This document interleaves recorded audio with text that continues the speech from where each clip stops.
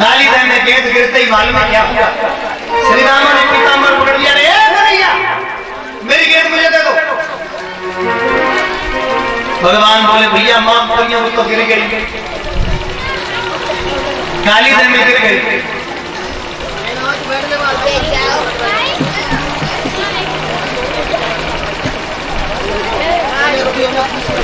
याद रखना सजनों, बहुत सुंदर आनंद बड़े मन से सुनना। आचार्य सुदेव जी समझाते हैं राजन परीक्षित, श्री रामा ने पीताम्बर पकड़ लिया। भगवान बोले श्री रामा तू मेरे पीताम्बर को पकड़ रहा है, तूने सोचा मेरे पीताम्बर को छोड़? बोले नहीं छोड़ूंगा, हमारी गेंद हमको दे दो। अरे बाप रे, अरे बोले ना कुछ मसले पर क्यों विश्व उखाड़े देता है और सड़े गले हुए चेहरे पर पीताम्बर उखाड़े देता है। बोले सुन भैया तेरा हो करोड़ों को पर मेरो जो सड़ो गलो चोक होए मेरी गेंद मुझे दे दे, मैं ना कुछ दूंगा। अरे बाप रे, तेरे बरसाने जब मेला लगेगा तब देखूंगा। बोले मुझे तब नहीं चाहिए, मुझे अब ही चाहिए, मेरी गेंद मुझे वापस कर दे। भगवान बोले नहीं दूंगा तो देवो चौंधी मेरी गेंद वो दे भैया। भगवान मना कर रहे, श्री रामा पकड़े। श्री रामा बोला मुझे तो लग रही है तू डरपोक है। कन्हैया बोले मैं डरपोक नहीं हूँ। बोले तू डरपोक है? बोले मैं डरपोक नहीं हूँ। इतना कह के मेरे कृष्ण चढ़ गए कदम पर। इतनी कह कर कुंड में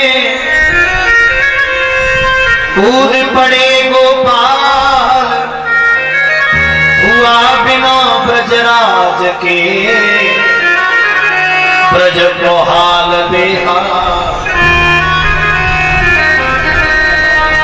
सजनों सारे ब्रज का हाल बेहाल हो गया, मेरे गोविंद कूद गए। और आप बड़े आनंद से समझना सजनों, जैसे ही कृष्ण कालीधर में कूदे हैं यहाँ और यशोदा डर गई। मैं निवेदन करूंगा अपने नौजवान भैया से, इसी को तो मैया कहते थे, यही तो मां होती है। यशोदा से वहां डर गई, मैया गैया मिलो रही थी, एकदम याद आ गई, हाय मेरा नल्ला भाई बाहर निकल के आई अंदर पे। आज कछु अच्छा ना लग रहा भैया।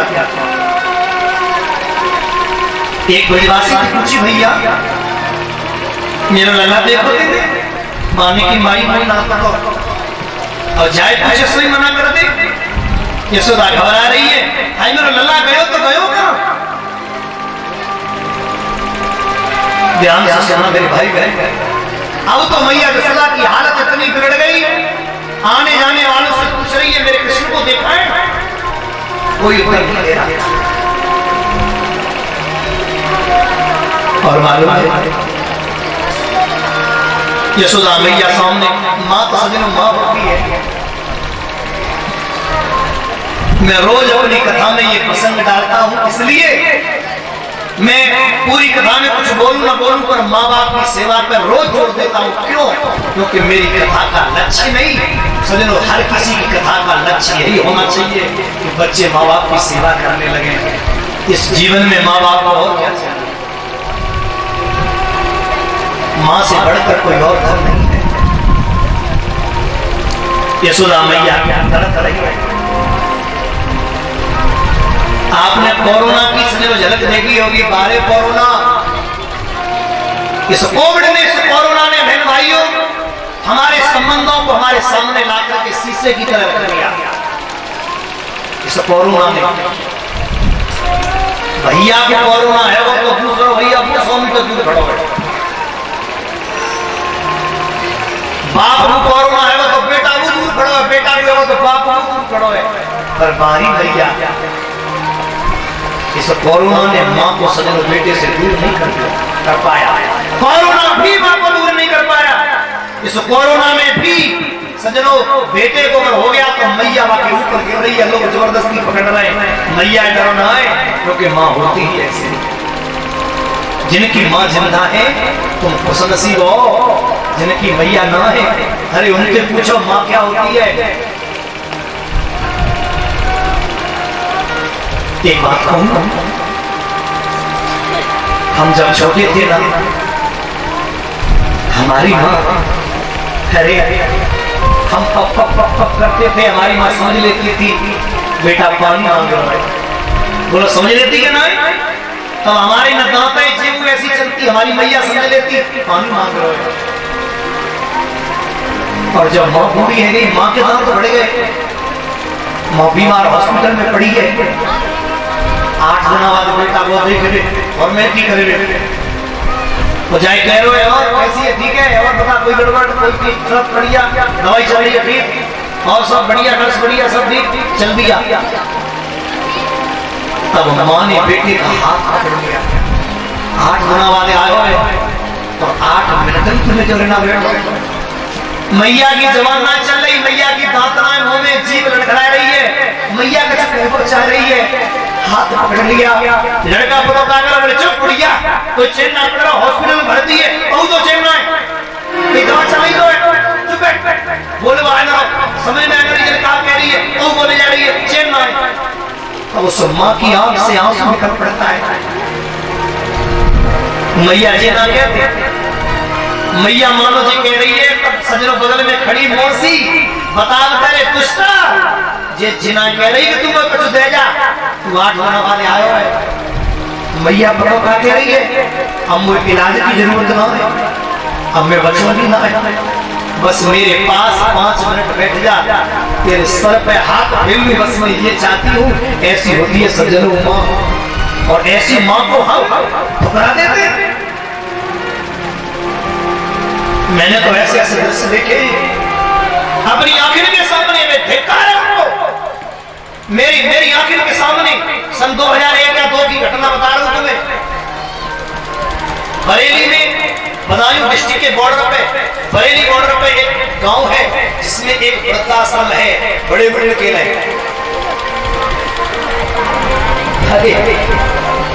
मुझे इस बात का रोना आता है समझो, जिस माँ बाप ने हमें महल बनाकर दे दिया, जिस माँ बाप ने हमें महल बनाकर, कोठी बनाकर दे दी, सारी खून पसीने की कमाई से जमीन खरीदी, जिंदगी भर महल बनाए, और उन माँ बाप को हम अनाथ आश्रम में फेंक रहे हैं। उनके लिए अनाथ आश्रम बने, वृद्धाश्रम बने। गौर से सुना, मैं उस वृद्धाश्रम में बैठा हुआ था, हम पे गाड़ी नहीं, मोटरसाइकिल पे गए थे इतनी दूर। तब कथन की बड़ी शौक है, कोई फोन कर दे तो नहीं पहुंच जाते कथा के रहे। उस समय की बात कर रहा हूं मैं।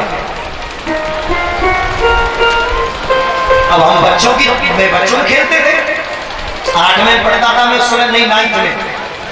तो मुझे याद है कि जब मैं वहां बैठा तो समझो एक गाड़ी हुई बहुत बड़ी। उस जमाने में होंडा सिटी का बड़ा क्रेज था, गांव में वह सरकनिया कार कहते गांव में, बड़ी लंबी होती थी ना। उस गाड़ी में से, उस कार में से बहन भाइयों एक बूढ़ी माँ उतरी, और उस बूढ़ी माँ के साथ में एक बहू जो गाड़ी चला रही थी, बढ़िया कपड़े पहने थी, सुंदर सी साड़ी पहने थी, और वो बहू उस कार में से उतरी और माँ ने बूढ़ी उतारी। बूढ़ी अम्मा के कान में मशीन लगी, आंखें में चश्मा, कल सुनाई दे तो कल दिखाई दे। 5 मिनट बैठी, हमती बोली सुनो जी, मेरी पड़ोसनी है और बहुत दुखी है, वो पे जाकर देखो ना, वो इसलिए मिला वृद्धाश्रम में करके आई है। इतना कह के मार के सेल पे निकल गई। बूढ़ी अम्मा सुनते ना आई, पूछो सुनती, मशीन के सेल भी गए, जानबूझ के सेल भी करके आई वो औरत, और चली गई बहन भाइयों। उसके बाद में हमने पूछा, अब बूढ़ी अम्मा आध घंटा बाद बोली, बेटा जी हमारी बहू कहाँ गई? मैंने कहा तुम्हारी बहू? उस बूढ़ी अम्मा ने कहा कि हाँ मेरी बहू। बहन भाइयों उस समय वो दृश्य देखा नहीं गया। मैंने कहा तुम्हारी बहू ना है, तुम्हारी पड़ोसनी है? अरे ना बेटा जी मेरी पड़ोसन ना है जी, मेरे बड़े बेटा की बहू है, अमेरिका रहता है मेरा बेटा। मैंने कहा माँ ये तुम्हें पड़ोसन बता वृद्धाश्रम में छोड़ के चली गई तो वो बूढ़ी माँ कपने लगी, उसकी आंख से आंसू की बरसात होने लगी। उस माँ ने कहा, बेटा मेरे 4 लड़का है, 4 मकान है मेरे, 2 बरेली में और 2 अमेरिका में मेरे बच्चन के मकान है, और 4 लड़का मेरे एक पैसा वाला, पर इन 4 कोठन में मुझे एक कोनो ना मिलो। जा बउनी मुझे 8 आना के रोटी ना देंगे, रूखी सूखी मिल गई तो खा लेंगे। आज मुझे वृद्धाश्रम में छोड़ गई एक बूढ़ी अम्मा के रोटी ना। अरे धिक्कार है उनको जो कोठियों में बैठ कर अपने माँ बाप को झोपड़ी में डाल देते। मैं सच कह रहा हूँ, नरक के लोग लात मार के निकाल देंगे तुम्हें अगर तुमने अपने माँ बाप की सेवा नहीं करी तो। और सुन ले कान खोल के, इनके ऋण से कभी पूर्ण हो नहीं सकते। एक बहू अपनी सास जी साँचो होता है, साँचो ईट बनाए वाला है, साँचो या साँचे में रोटी को करती। बूढ़ी अम्मा बाप सजनो हाथ काम होता ना हो सो हाथ पकड़ते बेचारी भूख के मारे भाई साँचे में खाई लेती, कचरा कहती ज्यादा कभी तो बोल मारेगी। नाती रोज देखता था। एक दिन बूढ़ी अम्मा मर गई, और जब मर गई समझ लो तो बहू ने साँचा फेंक दो दूल्हे पे, अब बुढ़िया चली गई जाको खाओ। तो नाती ने वो साँचा उठाए के और भाई बहन उसे धोए के अलमारी में रख लो। बहू बोली, चोरे ये साँचा चलाए हुए, बोले तू पागल है, ऐसी चीज फिर मिली ना मिली, बुढ़ापे में तू बूढ़ी होगी और हम तो रोटी देंगे साँचे में तो हम तो खरीद के लाएंगे, इसलिए अरे घरे जिस साँचा ताई से इंतजाम से ढल लो है, तू तो जाएंगे खा पड़ेगी। सजनो उसकी आंखें खुल गई और वो फिर बहुत हो गई। तो कहने का मतलब है माँ मालूम क्या होती है। मैं पराए घर से आने वाली बेटियों से कहूंगा उस बूढ़ी माँ की भावना समझो, जाने पाले पोस के बेटा बड़ो करो, और जैसे ही बड़ो है वो और आए के छीन लो, बात ना करने दे रही। अरे बेदृश्य देखे मैंने अपनी आंखें से, फौजी फौज में और फौजी को फोन आएगा पूरा भर बातें कर रहे हैं। बहन कह रही है चूड़ी ले आना, कंगन ले आना, पत्नी कह रही है साड़ी ले आना, भैया कह रहे हो घड़ी ले आना, बाप कह रहे हो चश्मा ले आना। फौजी पे सब कोई ना कोई पसंद मांग रहे हैं, लेकिन जब फोन मैया पे आओ, मैया पे बात करेंगे, मैया तेले का लाऊं, तो उस मैया की आंख से आंसू निकलता है। उस माँ ने रो करके कहा, बेटा तू कुछ मत लावे, 6 महीना तक तू देखो ना है, एक बार तो देखने को मन पर तू आएगा, बस तू मेरे सामने आ जा, सब मिलो। और मानो बेटा मैया से मिलने आयो है, पर बहू ने घर में घुसते ही हाथ पकड़ खींच ले गई कि ये परस और ये बैग दे जाओ मोय, और बुढ़िया के देना हो तुम हैं, मोय भरोसा ना है तुम भाई कुछ देने दे। अरे मूर्खो, जिन्होंने तुम्हें जमीन जायदाद दे दी उनको देने से मना करते हो। और बेटा अगर मैया कुछ दे दे तो पता कहाँ क्या दिए, इन्हें कहा जा रहा है 5 बीघा खेत रहता है, इन्हें कहा लोग ये 5 बीघा भाई नहीं मुझे, अरे कोई 100 बीघा दे दो तो ताई ने तेरे 5 बीघा दे दो, तो कैसा करता है। अपने माँ बाप को कभी कष्ट मत देना, ये हमारे अनमोल धन है। जी मैया तो समझो साक्षात देवी है, जाके पैर रोज छुओ, रोज पैर दबाओ, तब तुम जाके तुम सजनो माँ के सच्चे बेटे बन पाओगे। यशोदा मैया भड़क रही, मेरा बेटा कहाँ गो, तब तक तो ब्रजवासी आए गए, इतने में रोते भये घर पहुंचे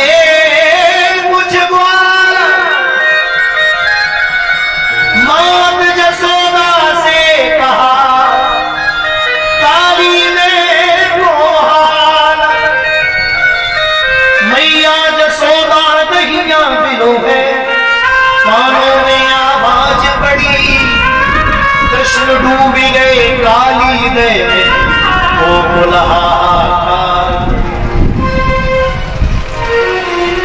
बहन भाइयों ऐसे मैया एकदम बाबा को खबर दी, बाबा दौड़ पड़े।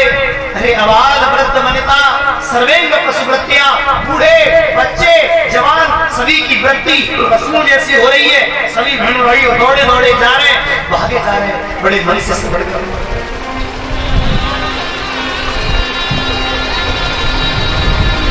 जमुना का जल ठहर गया, कोयल ने बोलना बंद कर दिया, पपिये ने पी पी करना बंद कर दिया। सारे ब्रजवासी दौड़े दौड़े आ रहे हैं, बलराम किनारे पर बैठे रो रहे, आंखों में आंसू चल रहे बलराम के। भाई बहन बलराम पता क्यों रो रहे? बलराम को मालूम है कि साक्षात भगवान है, इनका कोई कुछ नहीं बिगाड़ सकता, फिर भी रो रहे क्यों? क्योंकि वो दुनिया को बताना चाह रहे कि भाई क्या होता है। मैं दोनों हाथ जोड़ के प्रार्थना करूंगा, जितने ना लोग बैठे हैं, जीवन में कुछ भी करना पर कभी भाई भाई से झगड़ा मत करना। ये कथाएं यही संदेश देती है, इन कथन का मतलब ही यही है।